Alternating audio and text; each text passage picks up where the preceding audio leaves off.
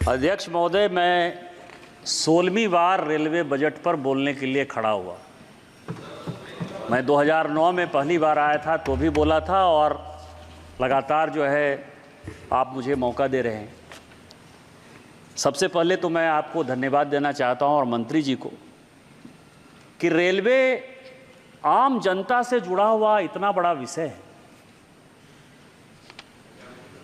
जो कि गरीबों का सचमुच का साधन है। आज भी यदि ट्रांसपोर्टेशन का जो हम चर्चा करते हैं, जिस तरह के वोटर से वोट लेकर हम आते हैं, उसमें जिनकी हम चर्चा करना चाहते हैं या जिनके लिए चर्चा करते हैं या जिनके लिए हम वोट पाते हैं, उसमें रेलवे आज भी ट्रांसपोर्टेशन का सबसे सस्ता साधन है। गरीबों को रेल चाहिए, और उस रेल बजट पर पिछली बार भी आप रात 12:30-1 बजे तक जग के खुद से, बहुत कम ऐसा अवसर मैंने देखा कि लोकसभा का अध्यक्ष वो खुद से इन चीज़ों में इंटरेस्ट ले रहा है, वो बैठा हुआ है। और मैं माननीय मंत्री जी अश्विनी वैष्णव जी का भी आभार प्रकट करता हूं कि ये भी कभी भी मिनिस्टर ऑफ स्टेट या दूसरे मंत्री को नहीं छोड़ते हैं। माननीय मंत्री जी पूरा समय सदन में बैठकर सुने एक ही चीज। तो आप दोनों सबसे पहले बधाई के पात्र हैं कि सचमुच ये सदन लोकसभा गरीबों के लिए बना है और गरीबों की बातों को प्राथमिकता देते हुए उस पर डिस्कशन करता है। दूसरा, अध्यक्ष महोदय, मैं 2009 में जब यहां आया तो 2014 तक, अभी कई एक लोगों ने, यहाँ सुदामा जी बैठे हुए हैं, एक आध और कांग्रेस के लोगों को मैंने देखा, ये बात करते हैं कि रेल बजट अलग से होना चाहिए, रेल बजट को केंद्रीय बजट में क्यों शामिल कर दिया। ये सबसे बड़ा रिफॉर्म है माननीय मोदी जी का। यदि मोदी जी ने कोई काम, सबसे बड़ा काम किया इस देश के गरीबों के लिए, तो रेल बजट को जनरल बजट का पार्ट बना।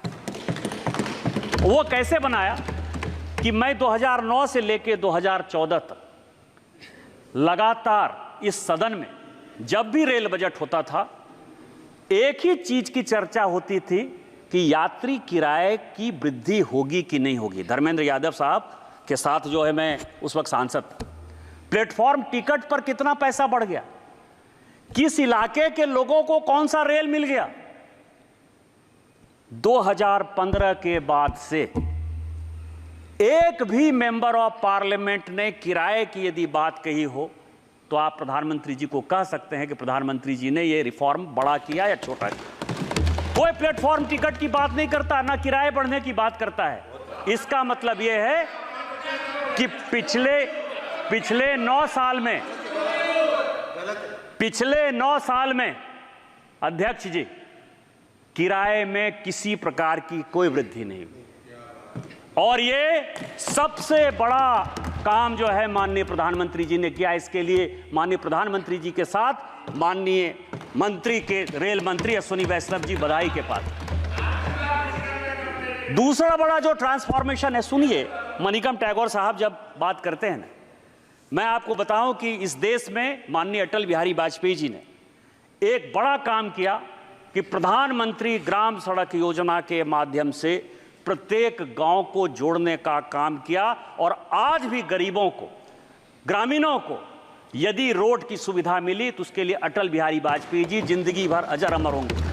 और मैं आज आपको कह दे रहा हूं, अभी तो माननीय मोदी जी को बहुत लंबे वर्ष तक प्रधानमंत्री रहना है, लेकिन जो अमृत भारत स्टेशन का कॉन्सेप्ट लेकर माननीय प्रधानमंत्री जी आए हैं और जिसका नेतृत्व माननीय अश्विनी वैष्णव जी कर रहे हैं, ये देश रेलवे स्टेशन के ट्रांसफॉर्मेशन के कारण युगों तक, शताब्दियों तक माननीय प्रधानमंत्री जी को याद करेगा। और जिस तरह राष्ट्रपिता महात्मा गांधी हुए, उसी तरह से राष्ट्रपुत्र महात्मा नरेंद्र मोदी होंगे। ये मैं आपको ये घोषणा करके बता रहा हूं।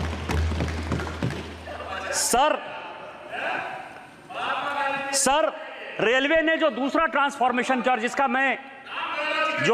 मैं अमृत भारत स्टेशन देखा था, स्टेशन कभी देखा था मनिकम?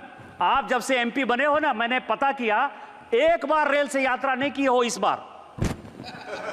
न 17वीं लोकसभा में 2 बार यात्रा की हो, 17वीं लोकसभा में 2 बार रेल देखा है आपने, और 18वीं लोकसभा में तो 1 बार भी नहीं गए हो। आपको क्या पता? मैं तो बिना रेल के अपनी कॉन्स्टिट्यूएंसी पहुंच ही नहीं सकता। मुझे तो रेल जाना है। अध्यक्ष महोदय, मैं दूसरी बात कह रहा हूं कि हमारे जैसे पिछड़े, मैं झारखंड राज्य से आता हूं, और झारखंड राज्य इस देश के रेल को चलाने में सबसे बड़ा टूल है। 35 से 40% जो रेवेन्यू है रेलवे का, पूरे देश के रेवेन्यू का, वो झारखंड देता है। लेकिन गोड्डा, जहां से मैं सांसद था, अध्यक्ष महोदय, 75 साल में गोड्डा के लोगों ने रेल नहीं देखा, और आजादी के 75 साल बाद 2022 में यदि रेल गया गोड्डा, तो माननीय प्रधानमंत्री जी के कारण गया और माननीय वैष्णव जी के कारण। मैं बधाई नहीं दूं, 7,500 करोड़ इसमें मिला है। और जो सबसे बड़ा ट्रांसफॉर्मेशन है अध्यक्ष महोदय, कि हमारे जैसे पिछड़े जगह के जो सांसद होते हैं, उनको रेल इसलिए नहीं मिलता कि रेट ऑफ रिटर्न के आधार पर जो अंग्रेज कानून बनाकर गए, अंग्रेज के कानून के आधार पर ही पूरी की पूरी कांग्रेस 70 साल तक रेल नहीं देती रही, क्योंकि आपके इलाके में रेट ऑफ रिटर्न नहीं है।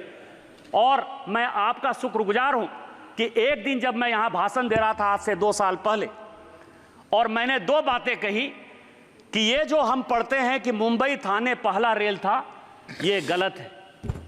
फैक्ट ये है कि हावड़ा से दीघा इस देश का पहला रेल लाइन था। बिल्कुल सही।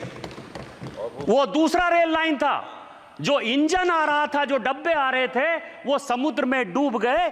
इस कारण से वो रेल चालू नहीं हो पाया, और इसीलिए 1853 में मुंबई थाने चालू हुआ, जिसको कि पहला रेल कहते हैं। ये मैंने पहली बात कही थी। और दूसरी बात मैंने कही थी कि झारखंड जैसा राज्य आपको इतना पैसा देता है, यदि रेट ऑफ रिटर्न, आपने सब कुछ बदल दिया। आप राजा महाराजे को जितना गाली दो, यदि जोधपुर में, जैसलमेर में, उदयपुर में, मंत्री जी को मैंने कहा यदि आपके राज्य में रेल है तो उसका कारण यह है कि वहां के राजा ने जो है अपने जनता के लिए किया। हम भी तो जनता की सेवा के लिए ही हैं। रेट ऑफ रिटर्न के आधार पर रेल लाइन नहीं बनना चाहिए, क्योंकि कई एक राज्य सरकारें हैं जो पैसा नहीं देना चाहती हैं। और मैं प्रधानमंत्री जी का शुक्रगुजार, मैं उनसे व्यक्तिगत तौर पर मिलने के लिए भी गया था, और उन्होंने इस देश के पूरे पॉलिसी को बदल दिया। अब कोई भी rail line rate of return के आधार पर नहीं होती है, और उसका सबसे पहला फायदा माननीय मंत्री जी ने मुझे दिया कि गोड्डा से पीरपैंती रेल लाइन के लिए 2000 करोड़ रुपया सैंक्शन हुआ। सबसे पहला मैं उसका लाभार्थी हूं, और इस कारण से आज हमारे इलाके में रेल है। मैं ये कहना चाहता हूं, ये लोग बहुत सर क्या है कि जाति पर भी टोकेंगे, एमएसपी पर भी स्पीकर साहब टोकेंगे, वायनाड पर यदि कोई भूकंप वाली घटना हो जाए, सब मतलब मुझे लगता है कि कांग्रेसियों ने जो है अच्छी बात सुनने का जो है फैसला ही नहीं किया। मोदी फोबिया से इतने ग्रसित हैं।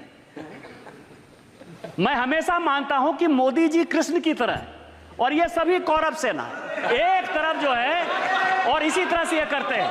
मैं आपको बताऊं कि गीता का जो 18वें अध्याय का जो अंतिम श्लोक है सर, कि उसमें कहा कि सर्वधर्मानि परित्यज्य मामेकं शरणं व्रज अहं त्वां सर्व पापेभ्यो मोक्षयिष्यामि मा शुचः। मैं सभी कांग्रेस और विरोधी सांसदों को कहता हूं कि मोदी जी के नीतियों में समाहित हो जाओ, मोदी जी सबका विकास कर देंगे, तुम लोग भी जिंदगी भर मेंबर ऑफ पार्लियामेंट बनते रहोगे।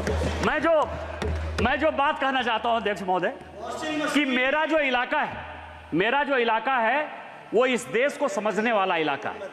यदि कुरुक्षेत्र में कृष्ण ने गीता का उपदेश दिया, तो कर्ण की जो राजधानी थी वो अंग प्रदेश हमारे यहां। समुद्र मंथन जहां,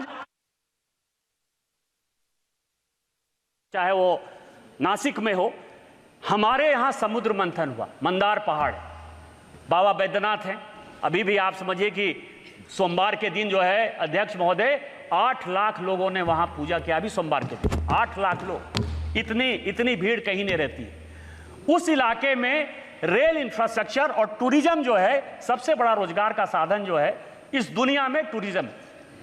कई एक रेल लाइन ऐसे हैं जो कि पेंडिंग है, और माननीय मंत्री जी ने आश्वासन दिया था कि 100 दिन की जो कार्य योजना है उस कार्य योजना में वो कंप्लीट होगा। उसमें जो रेल लाइन है अध्यक्ष महोदय की देवघर से वो गोड्डा होते हुए रेल लाइन पिरपैती जा रही है, जिसका एक्सटेंशन जो है विक्रमशिला का जो प्राचीन विश्वविद्यालय है, जो मेरा पैतृक घर है, और वहां से वो बटेश्वर स्थान में गंगा पर पुल क्रॉस करेगा तो ये 5 बाईपास हो। वो अभी तक नहीं हुआ है, मेरा मंत्री जी से आग्रह होगा कि वो हो जाएगा। दूसरा, कोयला जो है 2070 तक हमने कमिट किया है कि 2070 तक कार्बन एमिशन में कोयले को खत्म कर देना है। हमारे यहाँ कोयला बहुत है और गोड्डा से लेके पाकुड़ तक केवल कोयले का बड़ा भंडार, तो गोड्डा से पाकुड़ रेल लाइन भी जो है वो फंसा हुआ है, जिसमें कि कोल का जो इवैक्यूएशन है कम से कम 15 माइन्स उसमें आएंगे जो इवैक्यूएशन है। और तीसरा, 2 प्लेटों को बनाकर जो है ये झारखंड बना, संथाल पन्ना और छोटा नागपुर। हमारे यहाँ से जो दूरी है वो 350 किलोमीटर है, क्योंकि हम लोगों को रेल से बंगाल होते हुए जाना पड़ता है। एक नया रेल लाइन जो लोग कह रहे हैं कि जसीडी, जो कि अमृत भारत स्टेशन में है, ग्रेड ए का स्टेशन है, वहां से यदि चकाई होते हुए, यदि कोडरमा होते हुए हम चले जाएंगे तो हमारी दूरी जो है वो 150-170 किलोमीटर हो जाएगी, तो हम अपने आप को रांची के साथ जोड़ पाएंगे। और दूसरा, देवघर में जो वंदे भारत स्टेशन हुआ है सर, बैद्यनाथ से विश्वनाथ, ये रेलवे के पाइपलाइन में है। माननीय प्रधानमंत्री जी का जो विश्वनाथ धाम है वो जुड़ेगा हमारे बैद्यनाथ धाम से। इन सबों को जल्दी से चालू कर दीजिए। आपको बहुत बहुत बधाई, और आप जो आम जनता के लिए काम करते हैं, भगवान आपको और माननीय प्रधानमंत्री जी को ढेर सारी लंबी उम्र दे। इन्हीं दुआओं के साथ जय हिंद, जय भारत। श्री राजकुमार रोत।